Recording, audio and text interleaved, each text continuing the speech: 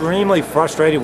Garrett Graves and others, and I and others have been talking directly to BP, to the federal trustees, to other agencies about trying to get BP to make an early down payment towards these coastal restoration projects. First, it's legally the right thing to do. Secondly, it's morally the right thing to do. We know that right now as we speak, there is erosion, there is damage that's being caused, and time is not on our side. The state, you may remember, the state put aside over $12 million.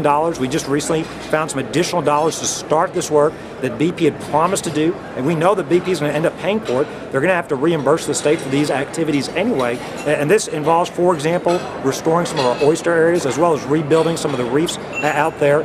What is so frustrating about this is, at the end of the day, the law is very clear BP is going to have to pay for this damage, and what is very clear that it'd be a lot more effective to start this restoration work sooner rather than later. So we continue to push both BP as well as the federal trustees to work together, and we're talking about significant sums. And what we've been discussing, we're not talking about just a couple of demonstration projects. We could be talking in terms of billions of dollars for the entire Gulf. Now, they wouldn't necessarily all come to Louisiana, but a significant portion of that would come to Louisiana to help us to restore our coast. So the bottom line of BP is they talk about making it right. They spend a lot of money in this advertisement saying that they're here for the long term, they're here to make it right.